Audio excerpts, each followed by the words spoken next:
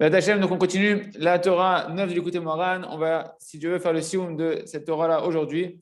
Et donc on reprend dans les mots ici. Et c'est ça que nos sages nous ont dit de mémoire bénite.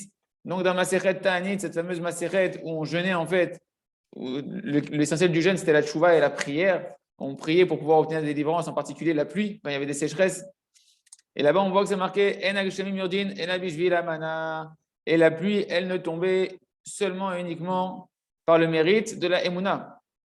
Aïnou, Bechinat Eretz Israël, Shu Bechinat Tfila, Bechinat Emouna. C'est-à-dire par le mérite de Eretz Israël, d'accord? C'est la dimension de Eretz Israël qui est la dimension de la prière, qui est la dimension de la Emouna, comme on a expliqué déjà plusieurs fois. Vehi Shota Trila, et comme on a dit que Eretz Israël, c'est elle qui boit en première des eaux du monde entier.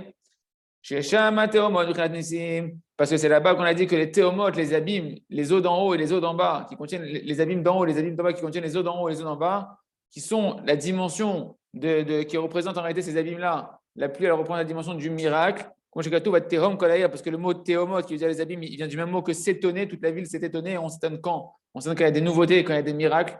Donc Eretz Israël, c'est la terre où il y a les théomotes, où il y a les miracles. D'accord? Donc c'est pour ça que là-bas, on voit la pluie qui tombe là-bas en première.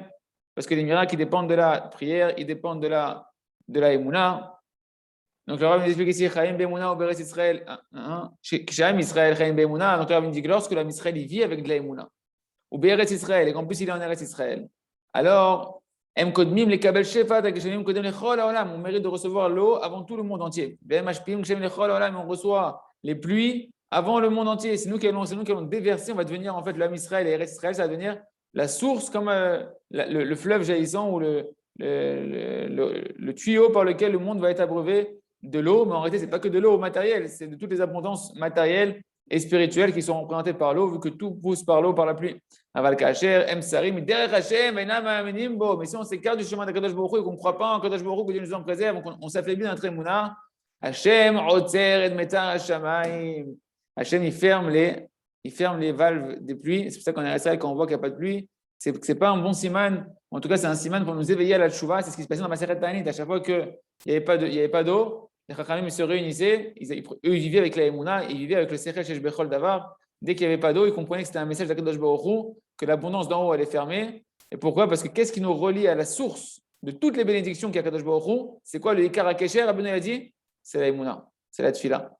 Ayum Traskim Betfila, ils faisaient des Ta'anit, ils faisaient des jeûnes pour se renforcer dans la Tfila, que la Tfila c'est la Emouna. Et s'ils arrivaient à renforcer leur Emouna Beshlemut, que ça répare toutes les avérotes, puisque la racine de toutes les avérotes c'est un manque de Emouna, un manque de prière sur la chose, que tous les manques c'est un manque de Tfila, un manque de Emouna. Alors à ce moment-là, ils permettaient de réparer à la racine tous les problèmes qui avaient été endommagés, qui avaient fermé les valves dans le ciel, et la pluie elle pouvait de nouveau retomber. Et on voit qu'à chaque fois, il y avait un sadique qui était plus grand que les autres, qui venait, qui réveillait tout le monde à la Emouna, qui avait la Emouna Shlema, qui permettait de faire tomber la pluie. D'où la chashéo aussi du kashrut de sadique. Ah, juste avant que j'oublie, j'ai vu dans le Kitsur l'écouté Moran, il y a un ajout, je ne crois pas que c'est Rabbi Nathan, je crois que c'est encore quelqu'un derrière qui a rajouté, qui dit que, vous savez, dans les Beth Knesset, il y a 12 fenêtres.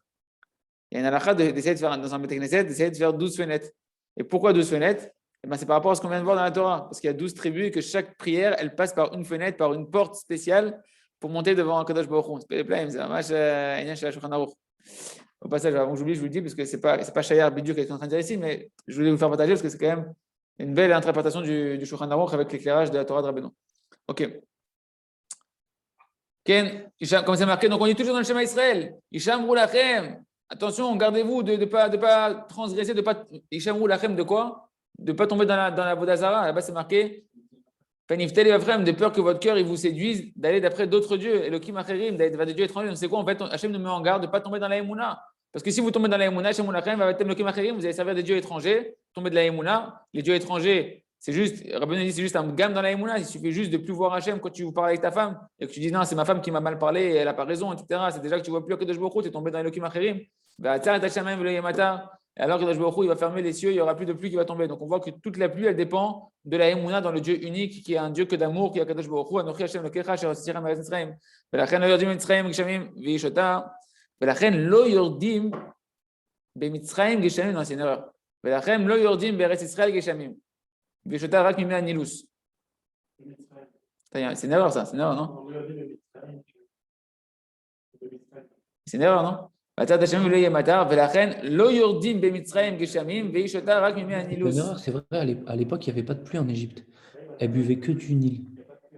Nachon, elle se nourrissait du Nil, mais pourquoi c'est marqué velachen lo yordim bemitzrayim geshamim veishota rak mimei anilus?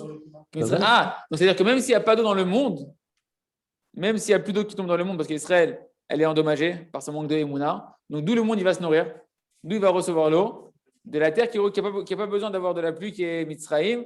Et donc c'est Mitzraïm qui va devenir, donc Mitzraïm, quand on dit que c'est Zéléoumadze, l'un en face de l'autre, qu'Hachem il a créé la Gdusha dans Eretz Israël, la Emouna dans Eretz Israël, la Tfila qui est représentée par Israël, et que ça amène toutes les abondances d'après la Gdusha. Et bien de l'autre côté, on a dit que l'hérésie, la terre qui représente l'hérésie, le côté rationnel, la nature qui veut tout aller d'après la nature, c'est l'Égypte qui représente la débauche. Et elle n'a pas besoin qu'Aviachol, c'est Péléplém, parce que l'Égypte, elle n'a pas besoin de l'Ashpa d'en bas. C'est comme le serpent. Le serpent, c'est quoi sa punition au serpent? D'ailleurs, c'est quoi le symbole de l'Égypte? C'est le serpent. Le symbole de l'Égypte, c'est représenté par le serpent. La première rencontre entre Moshe et Pharaon, c'est le combat du serpent. C'est la première chose qui se passe. Pourquoi? Parce qu'en réalité, le serpent, comme ça, je suis en train de m'éclairer, que le serpent, en fait, c'est ça sa punition. Que sa punition, c'est que maintenant, il ne demandera plus sa subsistance à Kadosh Baruch Hu. La poussière de la terre sera ta nourriture. On dit, c'est quoi? C'est pas une malédiction, c'est une bracha. Il n'a plus de problème de parler à ça. Partout où il va, il a comme manger. Non, il dit, la malédiction, c'est que tu n'auras plus le besoin de lever les yeux vers Kadosh Baruch Hu.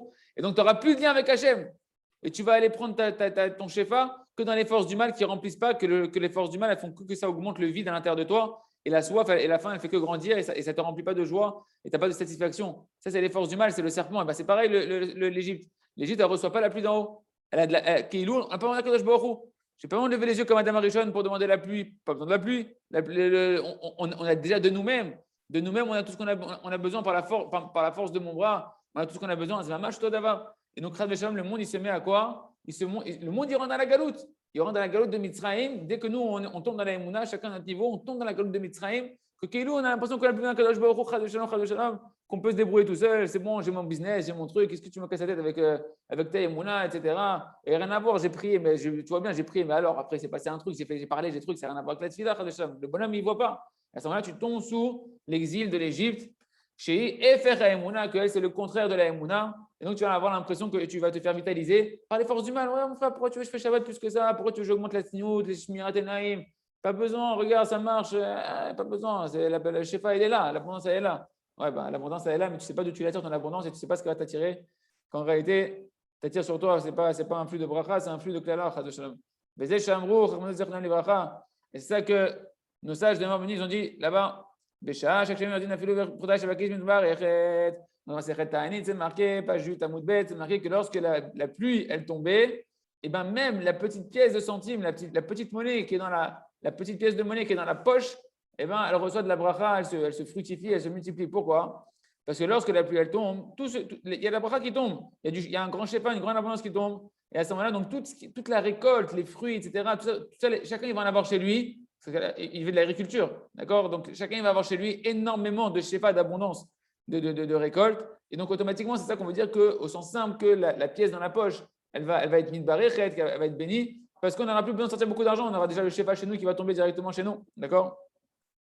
Le Rabbeinu Doresh Mamarze, les films Hachamanu, Atkan. Et donc, Rabbeinu va expliquer maintenant cette parole-là qui est dans Masechet Ta'anit, que quand il y a de la pluie qui tombe, et ben la pièce de monnaie qui est dans la poche, elle est mise baréchet, il va l'expliquer d'après le Mahamar qu'on vient de voir. Quel rapport avec la pièce de monnaie? Pruta Zebechinat Kolator. C'est la voix non pas de l'hirondelle comme on a dit hier, c'est la voix du taureau. D'accord? Qu'en araméen, le taureau, on le dit, le bœuf, on le dit le taureau. D'accord? Donc, quel rapport maintenant entre la pruta et la taureau? Parce qu'en réalité, il nous dit Rabbeinu, Hay Rudia. Rudia, c'est le nom de l'ange qui est préposé à faire tomber les pluies dans le monde. Damia Letor, il ressemble à un taureau.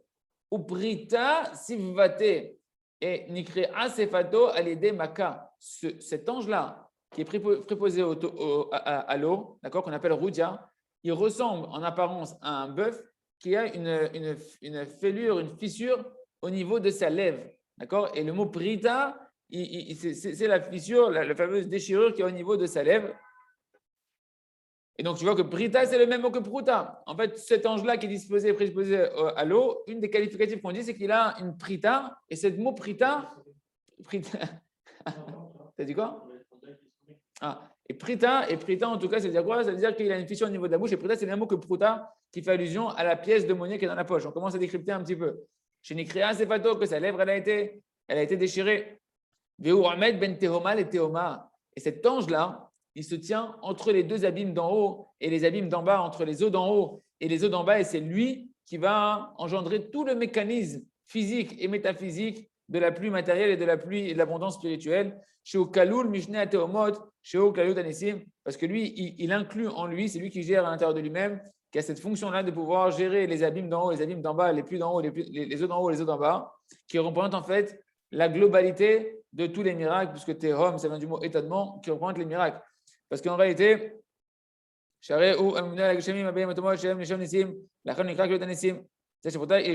tu te rends compte ici, c'est ça qui veut faire dire à Benoît, c'est qu'en fait, le mot prouta, qui veut dire une pièce de monnaie, il fait référence à l'ange qui est préposé aux hommes et qui fait en fait référence au miracle. Parce que les eaux, elles viennent des abîmes. Les abîmes, c'est le même langage que les miracles. Donc en fait, ce mot prouta, Rabbeinu veut nous dire que ça fait référence au miracle. Vezeo prouta shebakis. Et c'est ça maintenant, comment on va réinterpréter maintenant la pièce de monnaie qui est dans la poche. De quoi on parle? On parle en fait, prouta leshan ici, on a dit que la pièce, c'est un langage de miracle. Et le mot poche, kis, c'est le même mot que kisou qui veut dire recouvrir. Il y en a qui recouvrent les miracles avec des causes matérielles. Arrête de me parler que c'est surnaturel. Moi, ma maison, quand je l'ai eue, il s'est passé ci, il s'est passé ça. Il y en a un qui m'a donné de l'argent et j'ai travaillé, j'ai touché machin, nanana.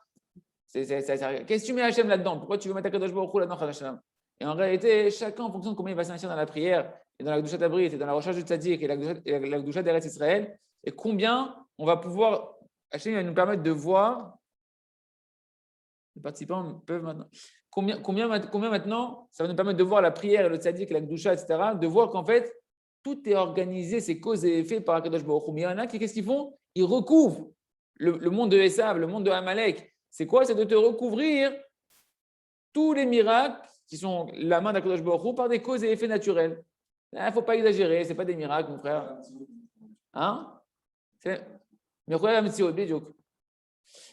Donc, Prouta Shebaki, ça veut dire en fait les miracles qui sont recouverts. Je ne sais pas, même Kassé, Koach Hanissim, que des fois, Akadosh Baruch Hu, il va, et en fait, ce n'est pas des fois, c'est le Rov Azman, le miracle, il est toujours habillé, la plupart du temps, à part en Mitzrayim, comme il y a eu des miracles dévoilés, et à certains moments, mais le miracle, il est toujours habillé, par un habit qui permet d'avoir du libre arbitre, un voile qui permet d'avoir du libre arbitre, de voir Hachem ou de ne pas voir Akadosh Baruch Hu, qui est la nature.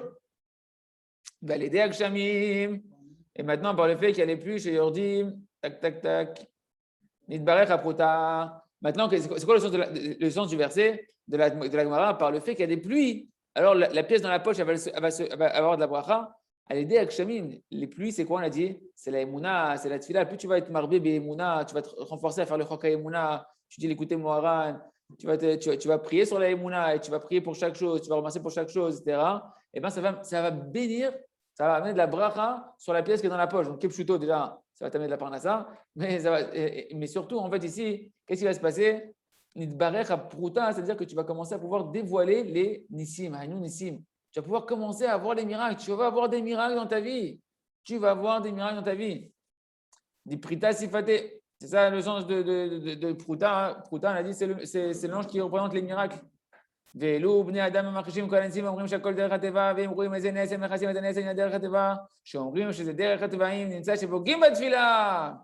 il se trouve que les gens maintenant, toutes les personnes qui nous entourent, et à plus forte raison celui qui est encore fou d'écouter les informations, alors celui-là, qu'est-ce qui se passe? Qu'est-ce qui se passe?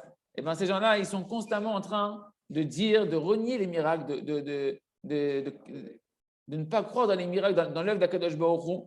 Et donc, ils disent que tout va d'après la nature. Et dès qu'ils voient un miracle, ou qu'on leur dit, t'as vu, c'est incroyable ce qui s'est passé, etc., ils vont dire, mais non, mais putain, ils recouvrent le miracle avec les causes naturelles. Et ils disent que c'est simplement, voilà, c'est bon, c'est naturel, c'est des choses qui arrivent. Et je vais t'expliquer comment ça s'est passé. Et après, ils vont te faire des trucs, comment la mer Rouge s'est ouverte parce qu'il y a eu un événement, un vent fort qui est venu spécial et que des fois, il y a les marées hautes, il y a les marées basses, il y a des trucs, ils vont te sortir toutes sortes, ils vont se casser la tête pour ne pas croire en Kadosh Baruch Hu. c'est Hachem qui l'a fait aussi. Non, mais ils disent pas que c'est Hachem qui l'a C'est fait. le miracle de dire que même si une marionnette. Pour eux, non, mais eux, Le miracle, du coup, si c'est passé à ce moment-là, non, ça s'appelle dévoiler le miracle qui est caché dans la nature. Mais eux, ils font pas ça. Eux, ils veulent se servir de ça, de causes naturelles, pour renier Akadosh Baruch Hu, pour exclure Akadosh Baruch Hu. Katfila inissim. Et donc, qu'est-ce qu'on fait quand on fait ça, que Dieu nous en préserve? On endommage la prière. Parce que la prière, c'est les miracles. Les miracles, c'est la prière. Tu veux des miracles, il faut que tu pries. Et où? Baba Salé, c'est le père de la prière. Baba Salé, tout le monde ne le connaît pas pour son étude de la Torah, on le connaît pour ses miracles. Mais ces miracles, ils viennent d'où? Ils viennent de ce Gdushat Abrit et de la prière. Baba Salé, le père de la prière. Parce que la prière, c'est les miracles. Et l'arme de la prière, tu l'as quand on l'a vu dans la Torah bête, quand tu mets ton brit. Que tu préserves tes yeux, tu te renforces dans la sniout pour une femme, etc. Que quand ils habillent les choses par la nature, ils ne croient pas dans la providence d'Akadosh Baruch Hu. Pour Eretz Israël, ils endommagent la Gdusha d'Eretz Israël. Tu t'éloignes, plus tu écoutes les informations et plus tu écoutes les bêtises que les gens ils racontent de toutes les causes naturelles. Tu as vu, lui il a fait ci, et lui il a fait ça, et lui il a du pouvoir. Et en fait, il s'est passé ça parce qu'il y a eu ci. Et on ne met pas Akadosh Baruch Hu, qui est la seule cause de toutes les causes. Eh bien, on endommage la Gdusha d'Eretz Israël. Et on a du mal à venir habiter en Eretz Israël et de voir des miracles. Mais comme Anissim, qui est l'endroit des miracles. Parce qu'on a vu, on avait ramené le verset de Rabbeinu, il avait dit que la voix du taureau, c'est quoi la voix du taureau? La voix de cet ange qui est préposé aux eaux, qui est préposé aux pluies, qui est préposé aux miracles, qui gère tous les miracles.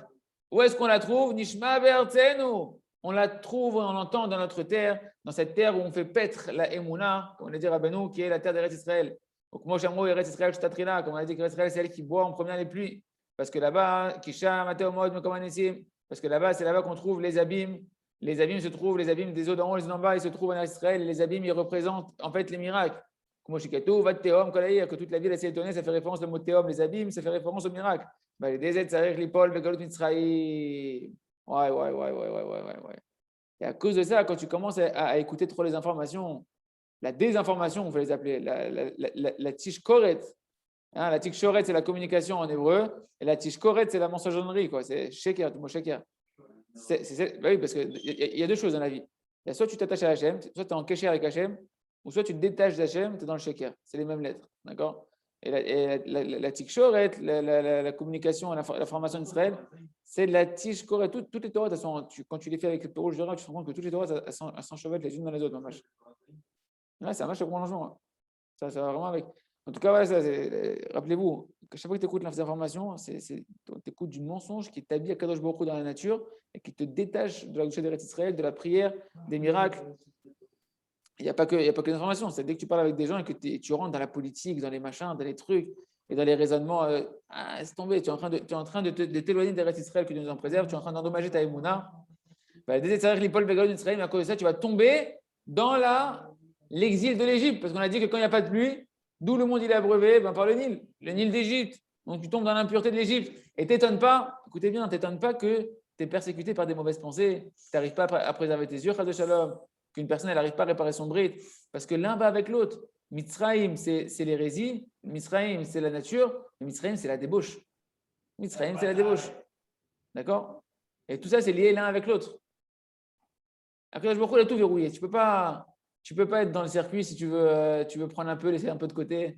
Tu connais brise et ça, je sais pas quoi, c'est le fondement de tout. La réparation du bride, de l'alliance de ses yeux. C'est quand même extraordinaire. Qui n'aimerait pas être Baba Salé que tu... Hein? Bon, Hachem, en plus, il est là autour de nous avec les photos magnifiques. Bon, Hachem. Surtout la Ganaïno. Plus fort. La façon par laquelle on peut se rapprocher de la Emouna. Et la Mouyatan, il marque le courage dans la fois qu'il y a deux façons de se rapprocher de la chaîne, une complète l'autre. Emouna et Tikkun. Médiocre. Que ça. C'est le cas. Dans Asetov, il y a deux choses. Il y a Asetov et Somera. Somera va Asetov. Écarte-toi du mal et fais le bien. Rabbeinu, il est venu, il a dit en fait, c'est pas compliqué dans la vie. Tu as 248 mitzvot positifs, fais le bien, et 365 mitzvot négatifs, écarte-en toi. C'est quoi? Rabbeinu, il vient nous amener le tikkun ha-shorshi chez le Kol Davar. La réparation qui est à la racine de toute chose. Moi, je ne vais pas me prendre la tête avec toi et te dire la solution à tous les problèmes dans chaque problème. Chaque problème, il a une cause et effet, et il y a la cause de toutes les causes de ce problème-là. Je vais t'enseigner comment réparer, comment guérir la cause de la maladie à la racine, et toute la pyramide qui en découle derrière, avec la multitude de facettes et l'infinité de facettes qui en découlent, ils vont se réparer automatiquement. Et il est venu Rabbeinu, il a dit, tu sais quoi, dans le bien, ce que tu dois travailler le plus, si tu veux tout réparer et avoir toutes les bonnes midotes et pouvoir accomplir toutes les mitzvot positives, etc., Emouna et Tfila, c'est autodavar. Renforce ta Emouna, renforce ta Tfila, et tu vas te rendre compte que tu vas pouvoir tout acquérir. Et tu vas pouvoir faire toutes les mitzvot positives. Ah, tu veux réparer le sourmera, tu veux t'écarter du mal, et pouvoir t'écarter de tous les mauvais caractères, tous les mauvais désirs, toutes les avérotes, les 365 commandements négatifs. Shmor et ta'enaim. Préserve tes yeux, préserve tes pensées, sois tsanoa, ta avod al tikkun abrit, et là tu verras que tu vas pouvoir réparer tout le mal du monde entier, de ton monde à toi et du monde entier qui est autour de toi. C'est d'accord, ça va de nous donner les remèdes qui sont à la racine, pas des remèdes qui sont des jolis remèdes, des beaux chidushim, des bonnes astuces, mais qui sont ponctuels. Non, Rabbeinu, c'est jamais ponctuel. Rabbeinu, c'est sa Torah et ses etzot, elles englobent. C'est un sechel à kolel. C'est un intellect qui englobe. C'est pourquoi qu'il englobe. Tu dis, ah quoi, il n'y a que Rabbi Nachman, il n'y a que Rabbi Nachman. Ce n'est pas qu'il n'y a que Rabbi Nachman. C'est qu'il n'y a que lui qui a amené un sechel qui englobe tout le sechel de la Torah et tout le sechel de la Bria. Que quand tu dis, tiens, c'est bon, c'est pas chou, là, c'est bon de se taire quand on te fait honte. Mais tu ne sais pas toute la chouva que ça répare à l'intérieur de toi. Et qu'en fait, chaque étza qu'il va te donner, elle te permet de réparer une globalité entière qui dépend de ce conseil-là. Des l'épaule de Galou de Mitzrayim, que nous en présent, on a tombé en Égypte parce qu'on est tombé dans la Emouna, on est tombé dans des causes naturelles, qui est le canal, parce que Akadosh Baruch Hu, il a créé l'un en face de l'autre, comme on a dit, il a créé les restes Israël et les Mitzrayim, l'un en antithèse de l'autre. Et tous les exils, toutes tes souffrances, toutes tes galères, toutes tes galoutes, hein, la galoute en hébreu c'est l'exil, eh ben, elle s'appelle Mitzrayim parce qu'elle vient du mot Metzarim, elle t'oppresse, elle te met dans un étau à l'intérieur de toi, tu sens que tu vas imploser, qu'on est en train de te compresser, tu te sens étouffé, ça s'appelle Mitzrayim. Et comment tu arrives dans cet état-là? Pourquoi je me sens dans un étau partout où je vais, même quand je suis dans la forêt, je me sens dans un étau comme ça, on dirait que je suis enfermé dans un cube de 1 mètre sur 1 mètre, c'est pas possible. Il a dit la prison, elle est là, elle est où? Elle est dans la Emouna. Dès que tu quittes la Emouna, dès que tu quittes la Hashgacha Pratit, dès que tu quittes ta croyance que tout est dans la providence divine, dans les moindres détails, dès que tu oublies de dire dans chaque chose Kach Hashem Rotse, Hashem Oevoti, Vetovati, à ce moment-là, tu tombes dans la galoute. C'est quoi la galoute? Tu te crées des manques, tu te crées des problèmes et tu vas te sentir oppressé. Parce que tu veux dire, oui, ils ont raison les docteurs, oui, ils ont raison les politiciens, oui, ils ont raison les quoi? Politiciens. La finance, ils ont raison, ils ont tous raison. On te dit la Emouna, la Tfila, la Tchouva, il n'y a que ça qui a raison. Tu quittes ça, tu tombes dans la galoute, que Dieu nous en préserve. Vezé, Perouche, oh, David Bismuth. Leilou Nishmat, David, Leilou Nishmat. Mets le micro, David. Leilou Nishmat. Leilou Nishmat, Aziza Batrana. Aziza Batrana. Batachem. Vezé, Perouche. Vezé, Perouche, Tehomot, Yechasiumu. C'est ça l'explication du pasouk. Tehomot, Yechasiumu, qu'on est dans Adachem Moshe. Tehomot, Yechasiumu, Yard de Bimselot. C'est quoi? Qu'est-ce qu'ils ont dit là-bas? Tehomot, Yechasiumu, les abîmes. Ils les ont recouverts, les Égyptiens. Quand ils sont partis au galop comme ça pour attraper les Bnei Israël, ils sont rentrés dans la mer, ils arrivent et Hachem, il dit ça y est, ils sont pile au bon endroit où il faut pour disparaître. Et il dit à Moshe, il dit, étends ton bâton, tac, la mer, elle les engloutit. C'est marqué, Tehomot Yechasumu, les abîmes, ils les ont engloutis. Maintenant, Rabbeinu nous explique c'est quoi les abîmes. On a dit les abîmes, le mot Tehomot qui veut dire les abîmes, ça vient du mot étonné qui veut dire les miracles. Et bien en réalité, Mitzrayim, à ce moment-là, ils ont été recouverts. Tehomot Yechasumu, c'est que les abîmes, ils ont été recouverts par les abîmes, sous-entendu, c'est ce que eux, les Mitzrayim, ils voulaient faire. Qu'est-ce qu'ils voulaient faire, les Égyptiens? Ils voulaient recouvrir les miracles. C'est ça, ils ont été, leur perte, elle vient mida keneged mida, de c'est quoi leur mauvaise qualité. Leur mauvaise qualité, c'est quoi? C'est que tu veux tout recouvrir par les miracles. Dire c'est bon, moi j'ai le Nil qui me nourrit. La parnassa, elle vient toute seule. La parnassa, elle vient de moi. J'ai pas besoin d'Akadosh Baruch Hu. C'est qui Akadosh Baruch Hu? Ah, tu veux recouvrir les miracles. Tu veux pas croire. Tu veux avoir la nuque raide, entêté comme Pharaon, qu'on te montre des miracles, qu'on te montre des. Hachem, il te fait des signes. Hachem, il te montre à droite, à gauche, tac, tac, dans le monde, dans ta vie. Non, laisse tomber, c'est le hasard. Laisse tomber, c'est la nature. Laisse tomber ce machin. Ah, tu veux faire ça, mais t'inquiète pas, tu vas te faire engloutir, que Dieu nous en préserve. C'est ce qui s'est passé avec les Égyptiens. Ils ont été engloutis par les eaux dans les abîmes. Et en fait, dans les mêmes mots de leur punition, on te montre en fait pourquoi ils ont été punis comme ça. parce que c'est exactement ça qu'ils avaient comme erreur, comme avéra, de vouloir recouvrir les miracles d'Hachem par des causes naturelles. Celui qui veut recouvrir les miracles, il dit dans chaque chose, mais non, c'est la nature, mon frère, arrête avec d'exagérer, là, c'est abusé. Ah, ça y est, la Emouna, ça suffit. Il y aurait les galoutes, il tombe dans sa propre galoute. Il est en train de creuser son propre problème, sa propre prison. Yardou bimtsolot et moaven, c'est la suite du verset. Ils sont tombés bimtsolot dans les profondeurs. Kmo aven, comme une pierre. C'est quoi comme une pierre? Aïnou, alors metzolot, déjà on va expliquer metzolot et on va expliquer le mot aven. Rabbeinu va expliquer les deux mots. Aïnou, je n'appelle les galoutes, donc on va tomber dans la galoute que nous entraîne dans les problèmes, dans les souffrances, dans les sentiments de dépression, d'oppression. Comme Yaakov et ses enfants qui sont descendus en Égypte comme punition d'avoir manqué de Emouna depuis Abraham Avinu. Qui tevat even les ramez ali Yaakov, parce que le mot even, il nous dit Rabbeinu Akadosh, le mot even qui est la pierre. Effectivement, on a dit que even c'est Ouman, Breslev, Nachman, les Rachetevot, Arouche, Berland, Nachman aussi. Mais en fait, le mot even, ils vont nous dire que even, c'est vient du mot Av Ben. Even, c'est Av et Ben en même temps. Aleph Ben Nun, Av Ben, le père et le fils. Le père et le fils, c'est qui? C'est Yaakov et ses 12 enfants qui représentent la Emouna, qui représentent la Tfila, les 12 langages, les 12 manières de prier, qui vont descendre en Égypte, que la prière et la Emouna, elle va tomber dans la galoute. Tu vois, quand va tomber dans la galoute, comme Abraham Avinu, il a manqué de Emouna, il a dit, mais comment, moi, je vais avoir des enfants qui vont hériter des restes Israël, comment, tu n'as pas une preuve Hachem pour montrer, tu hésites en Akadosh Baruch Hu, tu crois qu'Hachem, il ne peut pas, peut-être que Baruch Hu, c'est difficile pour lui, etc. de Shalom, eh bien, tu vas perdre ta force de la Tfila, tu vas perdre ta force de Emouna, tu vas perdre la force de pouvoir faire des miracles, perdre la tranquillité d'esprit, le bonheur, la plénitude d'être avec Kadosh Baruch Hu, tu vas tomber dans la galoute de Mitzrayim, tu vas devoir descendre en Égypte. C'est ça qui est marqué ici. Targumo, Misham Roe Even Israël, Rabbeinu nous emmène un verset pour nous dire que le mot Even, ça veut dire Avben. Dans Bereshit 49, c'est marqué la traduction de Roe Even qui fait paître la pierre. C'est quoi la pierre? Av Uvnan. Le Targum il traduit en fait la pierre, c'est le père et le fils, c'est Yaakov et ses enfants. Metzolot, c'est quoi Metzolot? Ils sont tombés comme une pierre dans les profondeurs ou dans les abîmes. Zebechinat Mitzrayim, ça fait référence en fait à l'Égypte. Pourquoi? Chez Nehemar, Vainatzelu et Mitzrayim. Dans Shemot, c'est marqué que les Israéliens qui sont sortis d'Égypte, ils ont Vainatzelu et Mitzrayim, ils ont vidé l'Égypte. Et Rachid dit là-bas, comment ça ils ont vidé l'Égypte? C'est quoi pourquoi ce mot-là, Vainatzelu, ça veut dire qu'ils les ont vidés, etc. La Gemara dit qu'en fait, déjà le pshat, c'est qu'ils ont pris tous les trésors. Ils sont partis pendant la pluie d'obscurité. Hachem leur avait dit, il va aller demander aux Égyptiens où est-ce qu'ils sont cachés non, même pas demander. Ils savaient, comme ils ont travaillé comme esclaves chez les Égyptiens, ils savaient où est-ce que c'était rangé comme les rebeux quand ils viennent faire chez toi les travaux, ils regardent où est-ce que. C'est pas une blague. J'ai un copain, il fait les travaux chez lui depuis 9 mois et il voit dans les caméras que dès qu'il sort de la maison, il y en a un, il se met, il fait le guet. Les amis, si vous venez en Eretz Israël et que vous travaillez avec les Arabes, ouvrez bien vos oreilles, il faut faire très attention. Écoute, le mec, il a dit, je vois que les caméras, dès que ma femme, elle sort, un, il se met, il fait le guet, l'autre, il se met dans un autre endroit, machin, et l'autre, il monte dans la chambre. Et je suis venu, j'ai dit, qu'est-ce qui se passe ici? Ah, il leur a juste dit, il leur a rien dit, mais il a juste fait arrêter de pas voler. Mais pour dire que quoi, les ministres, ils savaient où étaient rangés tous les trésors. Pendant la pluie d'obscurité, ils sont partis chez les Égyptiens. Et comme pendant 210 ans, ils n'ont pas été prêts pour les travaux forcés, Hachem il leur a dit, vous vous servez maintenant dans les trésors des Égyptiens. Et ils sont partis, ils ont vidé l'Égypte de toute leur richesse.